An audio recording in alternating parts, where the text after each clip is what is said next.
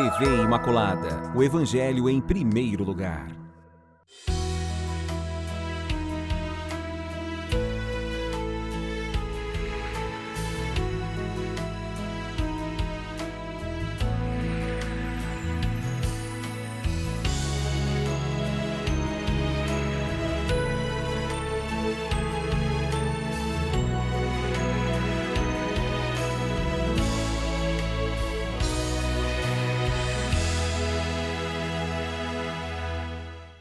Olá, queridos amigos, aqui a hora é essa, a hora do nosso estudo, a hora do nosso aprofundamento, a hora de conhecer mais sobre Samuel, esse livro maravilhoso que nós começamos no programa anterior.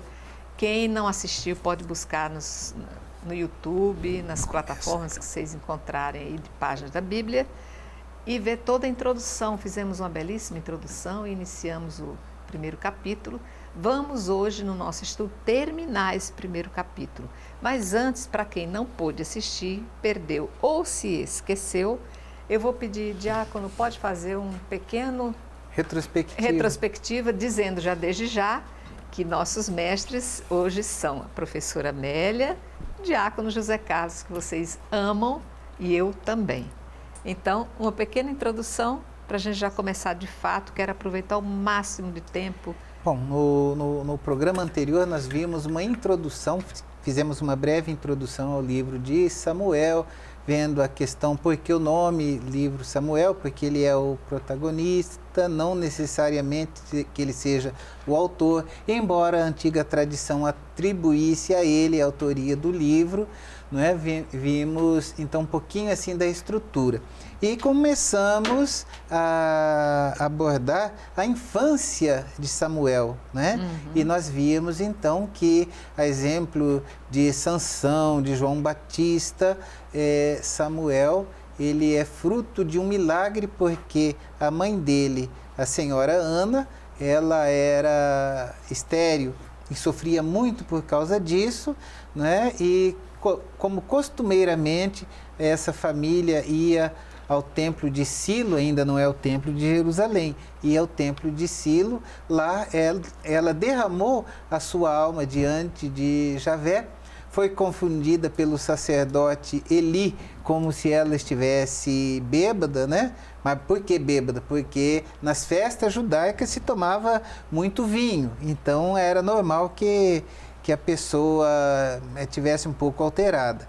E então o sacerdote Eli, ele confunde pensando, né, que ela está bêbada, porque o judeu costumava rezar alto, e ela estava assim balbuciando diante de Deus todo o seu sofrimento, né, e chorando. Então ele a repreende num primeiro momento, e ela explica então que é uma mulher atribulada, que tem sofrido muito e que veio ali naquela romaria da festa judaica fazer um pedido a Deus, que ela tinha apresentado um pedido a Deus. Então Eli a abençoa, não é? E diz que Deus conceda a ela, que o Deus de Israel conceda a ela aquilo que ela havia pedido, né? E aí então nós entramos nesse contexto hoje, vamos continuar estudando, meditando, aprofundando sobre a infância do nosso querido Samuel.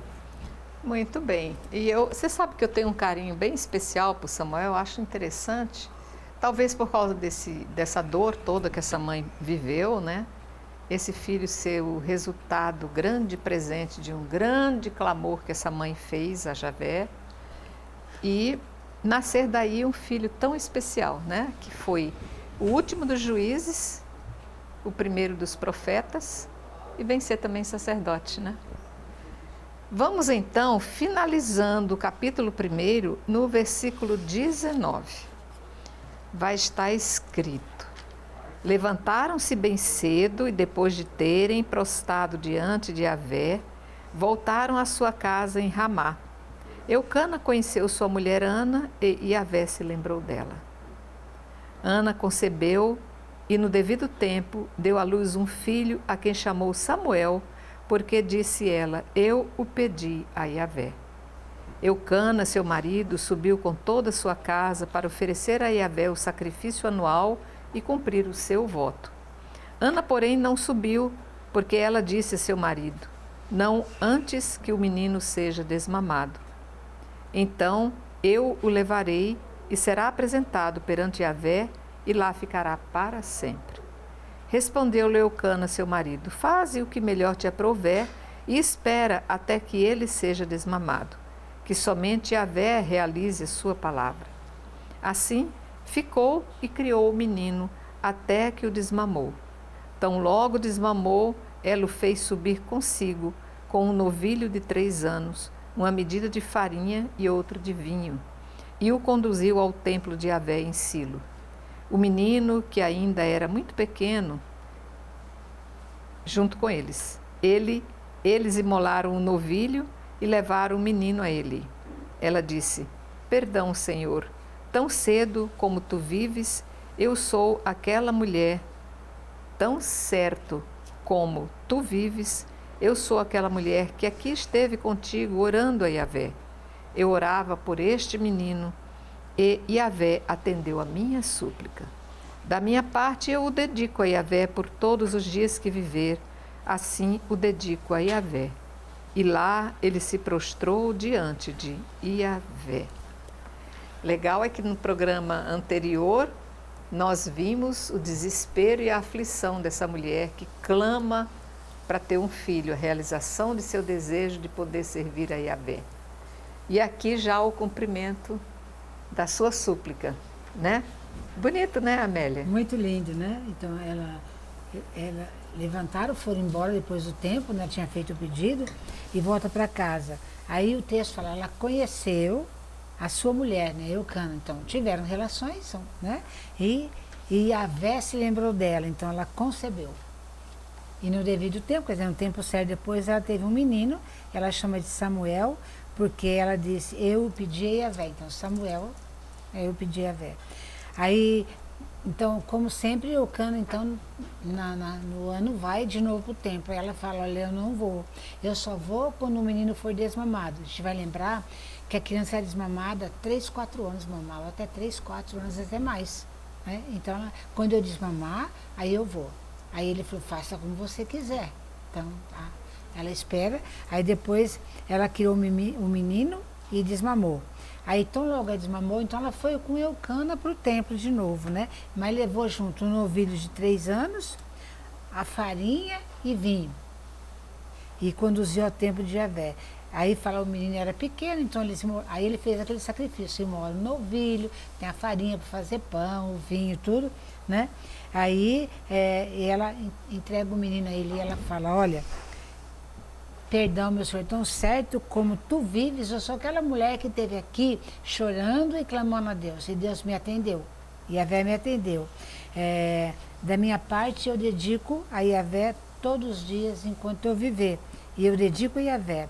Ela se prostrou diante de Yahvé. Então, ela prometeu para Yahvé que se ela tivesse um menino, lembra? Ela pediu um menino. Se ela tivesse um menino, ela ia levar no templo e deixar o menino no templo, depois que desmamou. Então, ela entrega o menino a Eli, o sacerdote, para que crie o menino lá no templo. É um coração muito generoso, né? A gente vê que uma mulher só tem o seu marido, que já se dedicava bastante, a segunda mulher, porque tinha mais filhos, né? Ela se sentia só, meio que excluída, era um apêndice que não funcionava ali só porque o marido a amava, mas ele não tinha outro deleite, ela não oferecia filhos. E agora ela tem o dom, a bênção de ser mãe e oferece o fruto desse grande amor a Deus. Não fica com ela, né? Não ela fica doa. com ela. Você vê que coração generoso, que coração engrandecido. Porque a gente estava comentando no programa anterior que o mundo anda regulando muito a quantidade de filhos. A maioria dos casais tem um filho só, e aquele filho só é fruto de todas as tensões do casal. Porque aquele filho vai ter que realizar o sonho dos pais, vai ter que ser sucessor dos pais, vai ter que complementar tudo que precisa, é uma sobrecarga imensa em cima dessa pessoa, né? Então, a gente, assim, trazendo para os dias de hoje, essa Sim. passagem ela é muito interessante, porque, de um lado, nós vemos que ela fez uma promessa, em parte era para ela cumprir, mas a segunda parte da promessa era para Samuel cumprir. Sim. E ainda a gente vê pessoas por aí que fazem promessa para os outros cumprir. Tipo, se eu engravidar, esse menino vai ser padre. E não leva em consideração se esse menino vai ter vocação para ser padre mesmo. Né? Tem gente que faz a promessa para o outro cumprir. Então ela fez uma promessa para Deus de que o consagraria e que o entregaria ao templo para o serviço de Deus. Então a segunda parte foi para o Samuel cumprir. E nós vamos ver que ele cumpriu, né? Cumpriu e muito bem essa parte de se dedicar a Deus, se tornando sacerdote, juiz e profeta, né? Foi uma consagração assim total, né? Muito querida por Deus, né?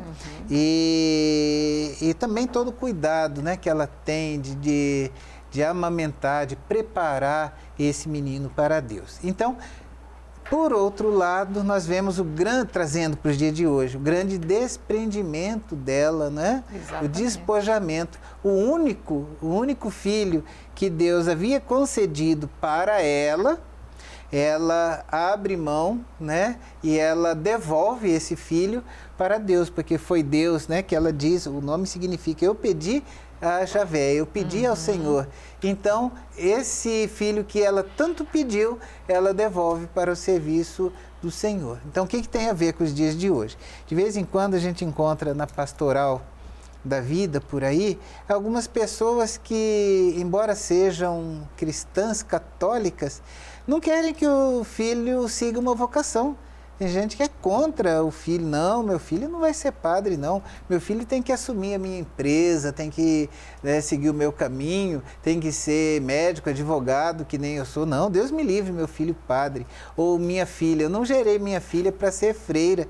É triste, mas a gente ainda vê pessoas que, quando os jovens sentem o chamado de Deus, embora os pais sejam cristãos, se opõem, não tem esse desprendimento que a Ana teve, né? E é assim, uma coisa interessante, a maioria de nós pais, nós rezamos pela vocação do filho dos outros, mas assim, uma minoria reza pela vocação do próprio filho.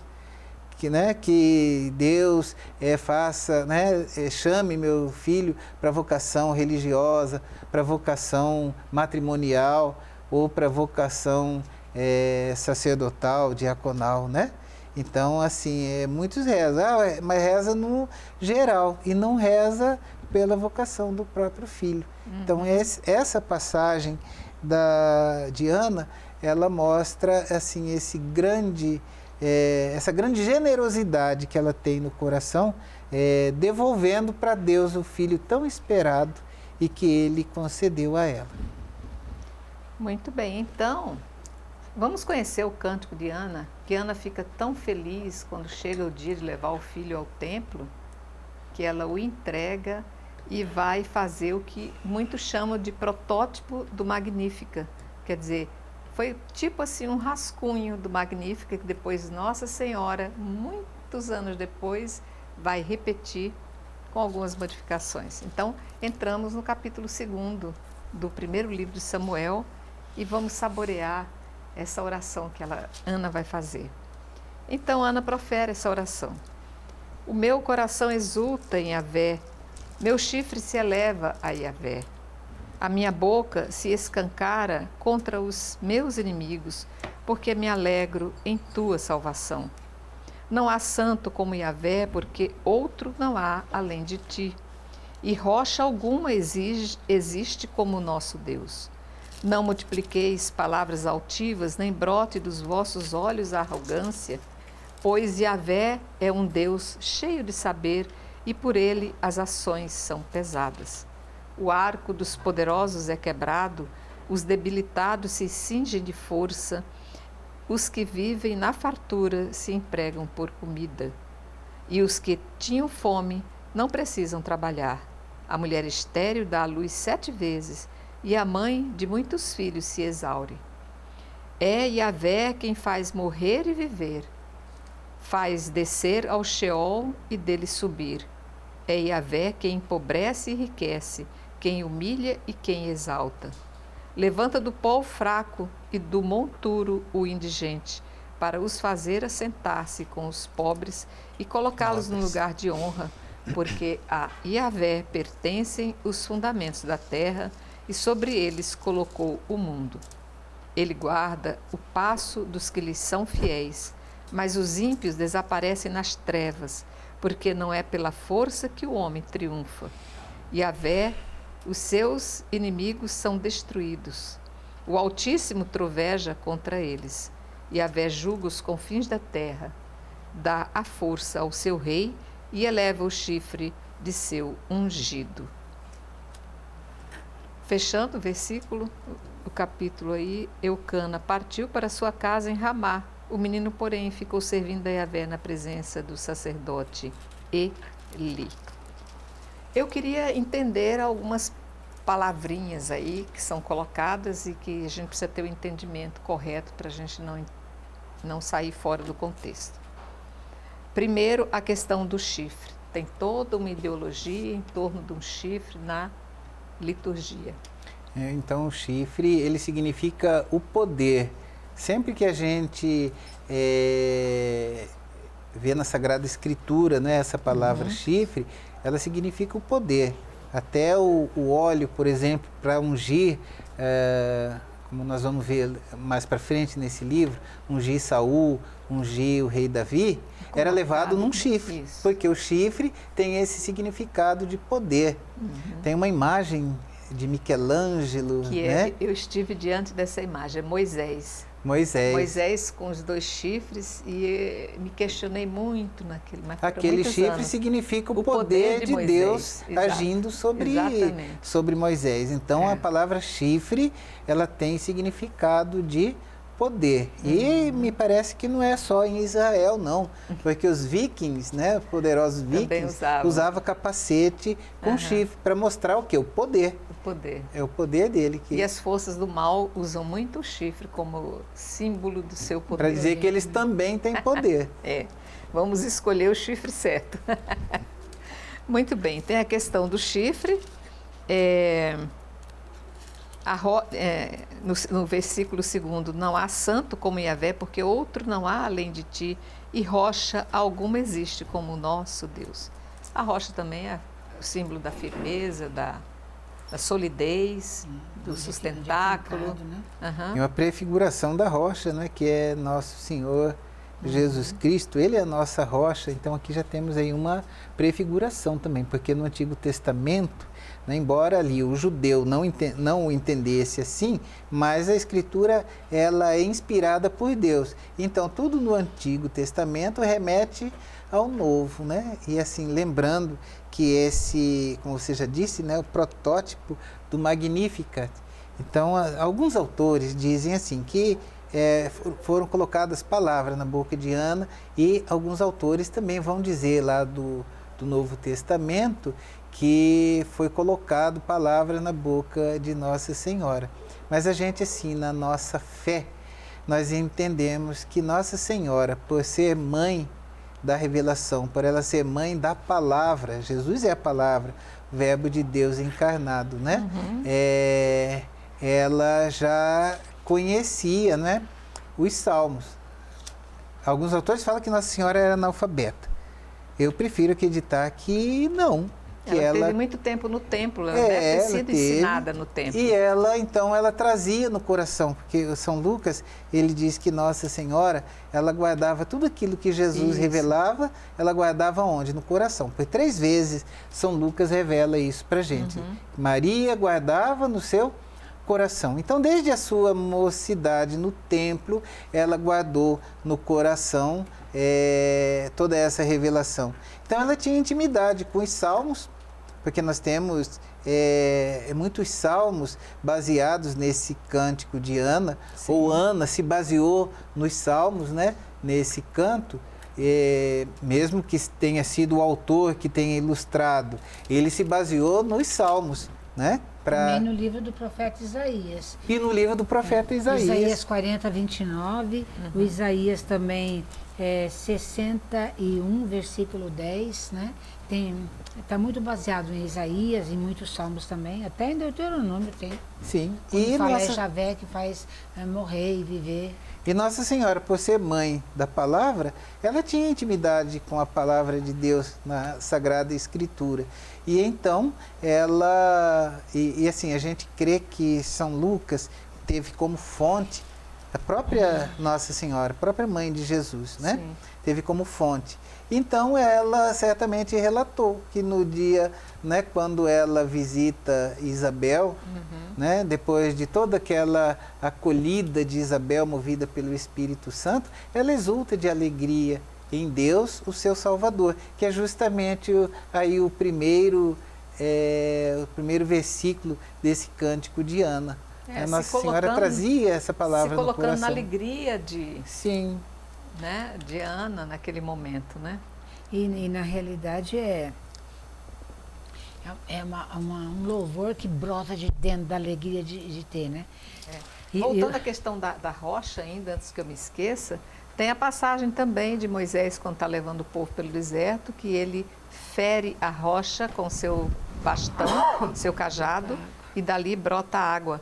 Vai ser exatamente a imagem, a prefiguração de Jesus quando recebe a lançada na cruz. Nós também temos uma rocha que vem e quebra, né, aquela imagem que representa os diversos reinos. Nós temos também uma passagem sobre essa rocha no livro de Daniel, que os padres da igreja também a têm como prefiguração de Nosso Senhor, que é a nossa rocha. Certo.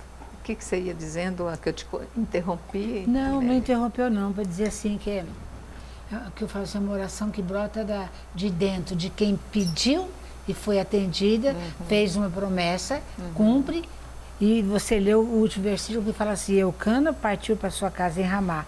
O menino, porém, ficou servindo em a presença do sacerdote ali. Então, aqui achei, não fala nada que ela conversou com o marido ou não, mas ela fez uma promessa. E aqui o marido é parceiro, né? Porque o filho é dele também. Entrega, então, o menino ao templo também. Que aí vai vir toda a história depois de Samuel agora, né? Certo. Eucana é generoso, né, Melinha? Ele se mostrou generoso. Ele se mostrou generoso, porque ele podia falar, não, nada disso, o filho é meu também, que vai deixar meu filho. Como é que você vai entregar um filho que você não... Mas deve ter conversado bastante, né? Ela soube convencê-lo. E ele também acompanhou a dor desta mulher quando queria um filho. Então, eu acho que o próprio Elcana vai dizer assim, esse é o filho, não é meu, é de Deus. Eu já tenho muitos, né? Esse ela quer doar para Deus, então vai ser de Deus. Lá no versículo 6, como nós estamos vendo a questão das palavrinhas, tem que é Yahvé quem faz morrer e viver, faz descer ao Sheol e dele subir. Sheol é o lugar dos mortos. Exatamente. Então, não é apenas Muita gente interpreta o Sheol como os infernos. Não. Na verdade, não é o inferno. Você vai lembrar Jesus também, quando morreu, desce ao Sheol e depois sobe, né? É o local, vamos dizer assim, onde você aguarda o julgamento, você aguarda antes de... É interessante que aqui também nós já temos uma prefiguração da ressurreição. Sim. Porque lá entre os judeus havia uma polêmica, que alguns acreditavam na ressurreição e outros não. Os saduceus, por exemplo, não acreditavam na ressurreição, né? E essa questão da ressurreição, ela foi surgindo gradativamente na fé do povo judeu. Então, quando chega no tempo de Jesus, ainda havia essa dúvida. Mas aqui, o autor do livro de Samuel, ele já deixa aqui nas entrelinhas a ressurreição, porque diz, Yahvé é quem faz morrer e viver, ou seja, a vida pertence a ele, que faz descer ao Sheol, que era a mansão dos mortos, não é o inferno propriamente dito, mas é a mansão dos mortos, que eles acreditavam, morreu, vai para a mansão dos mortos. Mas aqui ele dá a possibilidade dele faz subir, elevar, que é a ressurreição. Muito bem. Aguarda um instantinho só, enquanto você respira, pega o material que esqueceu e já vamos fazer um pequeno intervalo e voltamos.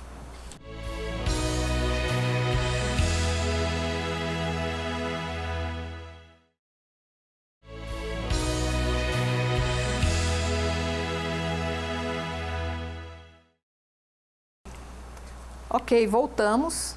Nós estamos estudando o primeiro livro de Samuel, o iniciozinho do livro. Estamos aqui no capítulo 2. Lemos aquilo que nós chamamos de protótipo do Magnífica, que é o Cântico de Ana. Vamos agora, eu vou sugerir que vocês leiam a hora que vocês puderem, o versículo 12 até o 17, e eu que vai tratar dos filhos de Eli, e eu vou ler agora do 18 até o 21, que vai dizer: Samuel estava a serviço da face de Deus, servindo revestido do efó de linho. Sua mãe fazia uma pequena túnica que lhe trazia a cada ano quando vinha com seu marido oferecer o sacrifício anual. Eli abençoava Eucana e sua mulher e sua esposa e dizia: que Yahvé te dê descendência por meio desta mulher, por causa do pedido que ela fez a Yahvé. E eles voltavam para sua casa. Yahvé visitou Ana e ela concebeu e deu à luz 3 filhos e 2 filhas. E o jovem Samuel crescia com Yahvé. Você vê, não bastou só cumprir aquilo que, como Deus é farto em generosidade, não bastou cumprir aquilo que aquela mulher ansiava ardentemente ter e que entregou a Yahvé. Ele mandou mais 6 filhos. Mas você viu o bonito? Mas que barbaridade. Lembra que o sacerdote Eli falou para ela assim: para de beber, parece uma vadia. Isso. Tá, agora no versículo 20 que você leu, fala assim: Eli, é o mesmo sacerdote, abençoava Eucana e sua esposa e dizia que Yahvé dê descendência por meio dessa mulher, por causa do pedido que ela fez a Yahvé. O próprio sacerdote agora intercede por ela. Deus atendeu o pedido, deu o menino, ela doou o menino para servir a Yahvé. E agora eles iam lá e voltaram para casa. Aí, novamente fala, Yahvé visitou Ana e ela deu à luz 3 filhos e 2 filhas. Mas o Samuel crescia lá. Todo ano ela visitava e levava a túnica para ele. Isso, que gracinha. Era uma forma de renovar a entrega dela, né? Isso. Uma forma de, olha, Senhor, o filho eu entreguei, estou aqui mantendo a entrega que eu fiz a cada ano. Que bonito, né? E a gente já vê a vocação sacerdotal, porque ele tinha um éfode, né? Na sua adolescência ele usava túnica e o éfode. Tipo uma túnica, né? Exato, exato. Que era 2 tipos, né? Tinha um éfode, que era essa túnica sacerdotal, Sim. E o éfode, que era uma caixinha no qual se fazia a leitura da sorte. Não assim como sortista, mas para saber a vontade de Deus. Né? Então, o Urim e o Tumim eram carregados dentro dessa caixinha, que também tinha o nome de éfode. Ah, legal. Alguns falam efode, éfode, né? Nós já... O éfode é importante a gente entender, mas na realidade é muito interessante, eu já pesquisei e é interessante ver uma túnica bonita, muito bem feita, muito bem trabalhada, com muitos detalhes que trazem uma figuração interessante para a gente entender a simbologia. Lembra da almática do diácono. Isso, verdade, lembra da almática. Nós vamos pular então, ainda sobre os filhos de Eli, né, o anúncio do castigo, que é bom vocês procurarem. Vamos entrar no capítulo 3, né? O capítulo 3, que é quando acontece aquela passagem que a gente ouve nos evangelhos de domingo, né? Samuel está dormindo e ouve o Senhor que fala, ele corre lá para o quarto de Eli: Senhor, me chamaste. Não é um sonho que ele vai ter, ele vai escutar. Não, ele vai ouvir concretamente, né? Então acompanhe aí rapidamente a leitura, que vai dizer: o jovem Samuel servia, pois, a Yahvé na presença de Eli. A palavra de Yahvé era rara naqueles dias e não havia visão que se manifestasse. Ora, um dia, Eli estava deitado em seu lugar, seus olhos começavam a enfraquecer e não podia mais ver. A lâmpada de Deus não se tinha ainda apagado e Samuel estava deitado no santuário de Yahvé, no lugar onde se encontrava a arca de Deus. Yahvé chamou: Samuel, Samuel. Ele respondeu: eis-me aqui. E correu para onde estava Eli e disse: eis-me aqui, porque me chamastes. Não te chamei, disse Eli. Volta e deita-te. Ele foi deitar-se. E Yahvé chamou novamente: Samuel, Samuel. Ele se levantou e foi ter com Eli, dizendo: tu me chamastes, aqui estou. Eu não te chamei, filho meu, disse Eli. Vai deitar-te. Samuel não conhecia ainda Yahvé e a palavra de Yahvé não lhe tinha sido ainda revelada. Yahvé voltou a chamar Samuel pela terceira vez. Ele se levantou, aproximou-se de Eli e disse: Aqui estou, por que me chamastes? Então Eli compreendeu que era Yahvé que chamava o menino e disse a Samuel: Vai deitar-te, e se te chamar de novo dirás: Fala, Yahvé, pois o teu servo ouve. E Samuel foi se deitar no seu lugar. Eu imagino essa criancinha de noite, menina, pequenininha, ouvindo chamar, ele correndo com os pezinhos descalços no templo e lá no quarto de Eli.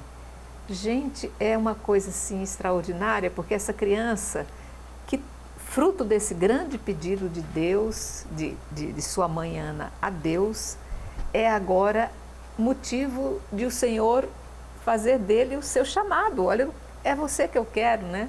Pequenininho, como é que ele ia entender? Então é interessante a gente observar que diz, ele ainda não tinha tido essa experiência de Deus, né? Quem que é protagonista dessa passagem? É a palavra de Deus, né? Agora a gente está no mês da Bíblia, né? Sim. Meditando sobre a palavra de Deus. Então, o protagonista dessa passagem é a palavra de Deus. Ele ainda não conhecia. E aí, por 3 vezes, Samuel, Samuel, aí entra a questão do discernimento, né? E a direção espiritual. Porque ele corre e vai aonde? Vai lá no velho sacerdote Eli. Que é como um pai dele, porque é ele que cria o menino. Exatamente. Ele, como está velho e quase cego, não enxerga mais, ele escuta chamar, ele vai lá, me chamasse, Senhor. Ele é um cuidador também, cuidador, né? Uma relação de pai e filho, né? Muito bonito. Muito A gente vai. Ele tem outros filhos, mas que não estão nem aí para vocação, para nada. E quem vai continuar a vocação de Eli vai ser esse menino. Né? Isso. E o carinho de Eli. Meu filho, ele chama Samuel de meu filho. Né? Esse carinho. 1, 2, 3 vezes, não te chamei. Aí vem o discernimento. É o Senhor, é Yahvé que está te chamando. E como que você vai fazer quando ele te chamar de novo? Fala, Senhor, que o teu servo ouve, escuta. Outras traduções, né, Amélia? Fala, Senhor, que o teu servo escuta. Bonito isso. Eu gostei dessa colocação que você coloca da direção espiritual. Às vezes a gente tem tantos impactos na vida, a gente quer entender, a gente quer mergulhar na palavra, e às vezes o Senhor está se comunicando conosco e nós estamos perdendo as chances porque a gente não tem um orientador. Porque também não aprendeu a ouvir. Não, isso, porque não foi trabalhado isso, né? Eu acho que a palavra de Deus, ela requer muitos cuidados, muito preparo, né? A gente estuda tantas línguas aí, a gente quer até entender o sotaque, como é para falar perfeitamente, né? Mas a gente não entende a linguagem do Senhor, muito menos quer saber o sotaque com que Deus nos fala, né? E perdemos tantas chances na vida de crescer e nos enriquecermos, né? Daí a importância, né, dessa orientação espiritual. Com certeza. E às vezes a gente não escuta nem Deus falar no ouvido e nem os clamores das pessoas ao nosso lado, nem os clamores da própria natureza que está aí mostrando e pedindo. Paulo fala assim, Romanos 8, a natureza, ela geme e sofre em dores de parto. Exatamente. E a gente está olhando hoje, a natureza está sofrendo e gemendo. Eu estou morrendo, eu estou acabando. E vocês então, não estão aí. Vocês não fazem nada, a gente não aprende. Tem que aprender a abrir mais ouvido para escutar o que Deus nos fala através da natureza, através de pessoas, através da própria vida. A própria vida, às vezes, a gente fica, cadê Deus? Cadê Deus? Meu Deus, por que me abandonaste? E aí tem pessoas que são tão fechadas à voz de Deus, que mesmo em meio a toda essa fumaceira ainda coloca fogo. Coloca fogo na mata seca, né? É uma coisa muito triste, é um fechamento do ser humano, a voz de Deus, um desamor com a nossa casa. Vamos escutar mais. Precisamos escutar mais. Abrir os nossos ouvidos. Vamos lá, então. Vamos seguindo, versículo 10. Veio Yahvé e ficou ali presente. Chamou, como das outras vezes, Samuel, Samuel, e Samuel respondeu, fala, pois teu servo ouve. Agora ele ouviu. Agora ele ouviu. Yahvé disse a Samuel, vou fazer uma coisa em Israel que fará tinir ambos os ouvidos de todos os que a ouvirem. Naquele dia farei cumprir-se contra Eli tudo o que disse acerca da sua casa, do começo até o fim. Eu lhe anunciei que julgaria sua casa para sempre, porque ele sabia que os seus filhos ofendiam a Deus e não os repreendeu. É por isso eu o juro à casa de Eli, que nem sacrifício, nem oferenda jamais expiarão a iniquidade da casa de Eli. Samuel repousou até de manhã e então abriu as portas da casa de Yahvé.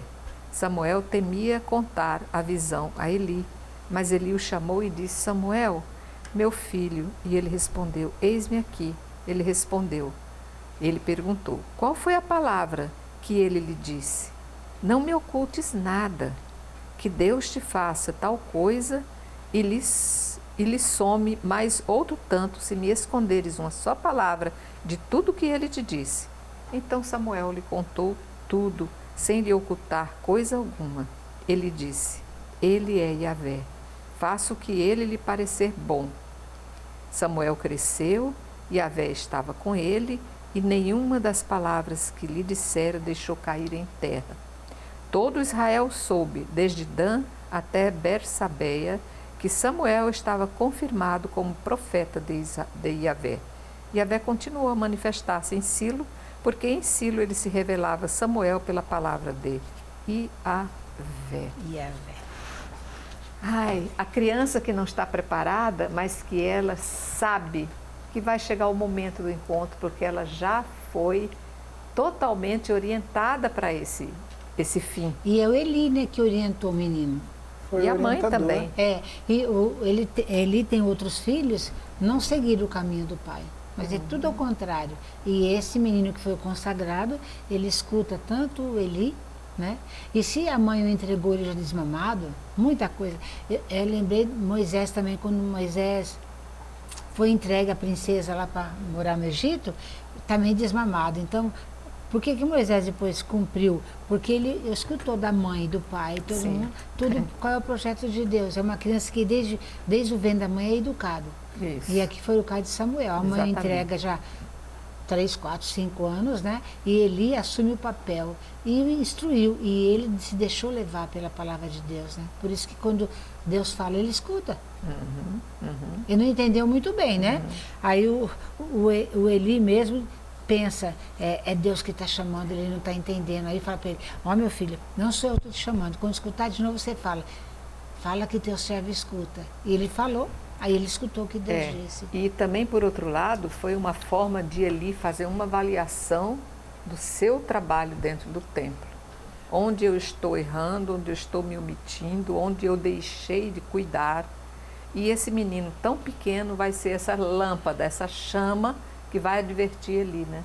É interessante, né? Porque o próprio menino, ele ficou receoso. Como que eu vou contar para o meu pai espiritual que ele e a família dele vão sofrer o castigo de Deus, né? Como que eu vou dizer a verdade?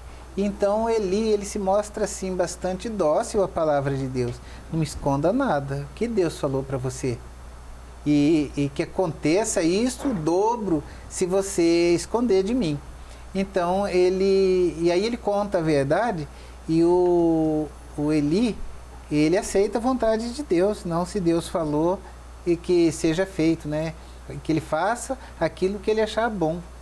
Então assim, há essa aceitação de Eli, aquilo que fora revelado por Samuel, né? E outro ponto assim também interessante, por 2 vezes esse autor ele vai inspirar Lucas lá no Evangelho da Infância de Jesus. Por quê? Porque ele diz: Samuel crescia, por 2 vezes Samuel crescia.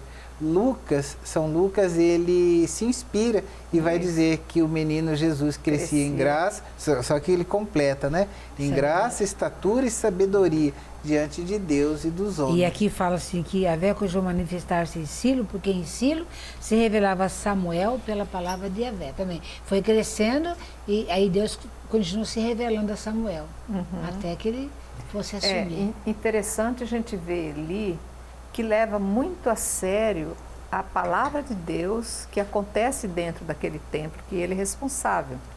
A gente vê, eu fico pensando hoje, será que os sacerdotes levam tão a sério essa presença de Deus ali, a ponto de dizer: ele falou para você, vem e me diz, como se fosse algo assim vivo ali. E como é? E como é, o Senhor falou para esse menino, eu acredito, vem cá e me conta o que ele disse, como se você estivesse lidando com pessoas realmente. E Deus é uma pessoa, com certeza.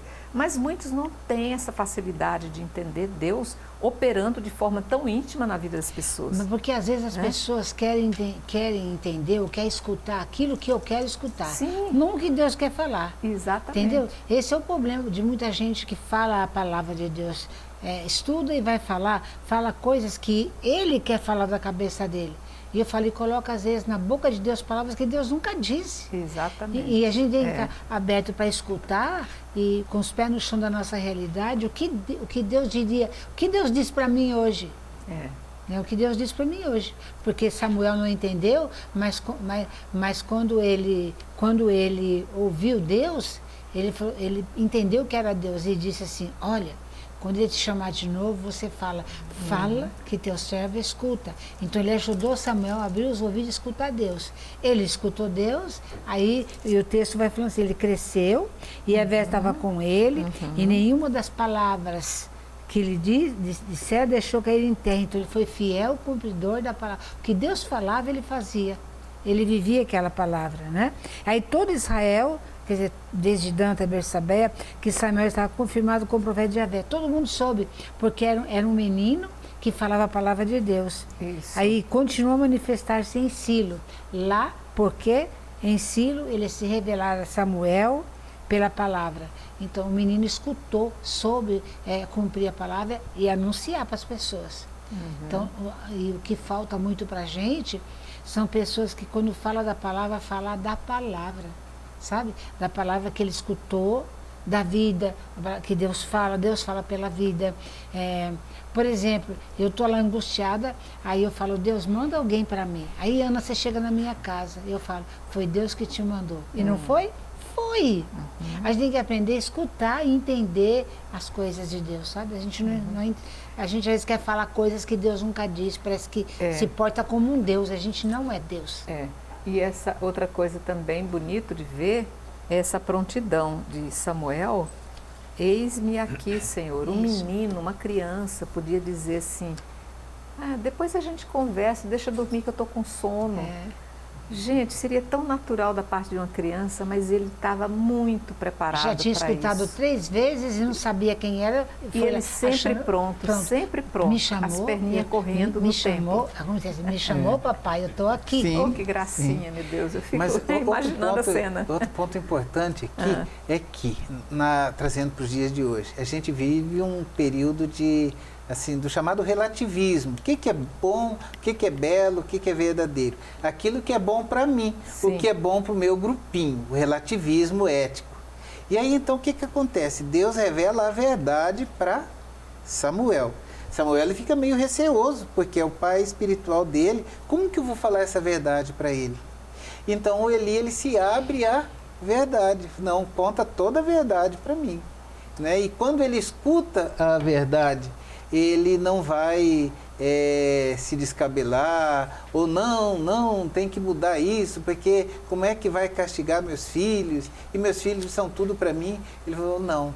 Né? Ele aceita e diz que seja feita a vontade de Javé, que ele faça aquilo que parecer bom para ele. Era o momento de corrigir aquilo que talvez ele no íntimo já soubesse que estava acontecendo, né? E é a verdade. Então a verdade muitas vezes é dura e as pessoas não querem ouvir a verdade. Não querem se E aí corrigir. a gente corre o risco daquela religião, digamos assim, Nutella, que eu vou ali para ouvir aquilo que eu quero ouvir. Eu ajusto mestres que vai me falar de prosperidade, que vai falar aquilo que eu quero ouvir. E não da salvação, não da necessidade de conversão, de mudança de vida. Essa palavra é muito dura, essa eu não quero ouvir. Né? Então a gente vê a questão aqui, salientada nessa revelação, é salientada a questão da verdade que o Eli fez questão de ouvir. Podemos dizer que Samuel foi aquele que produziu 1%, né? Soube do investimento que sua mãe fez de fé no seu coração e produzir tanto a ponto de ter sido realmente o último dos profetas, o último do juízo, o primeiro dos profetas e o sacerdote. Quer dizer, muitas atribuições para um coração sedento de servir a Deus. Com certeza. Né? Muito bem, queridos. Acho que conseguimos fechar o nosso programa de hoje. Encerramos o capítulo 3. Aguardem, Samuel vai vir com muita força aí para nos mostrar muitas coisas para o nosso entendimento. Agradeço aos nossos mestres pelo ensinamento de hoje. Agradeço. Tão bom conhecer Samuel. Aliás, quem daqui não é bom conhecer, né? Tantos grandes heróis da Bíblia que a gente vai descobrindo e vai se apaixonando, né? E eu quero agradecer a você essa assiduidade, essa firmeza em continuar entendendo o grande valor dessas páginas. Portanto, só tenho que render a Nossa Senhora o meu salve, Maria Imaculada, e agradecer a vocês e dizer até lá. Salve Maria Imaculada.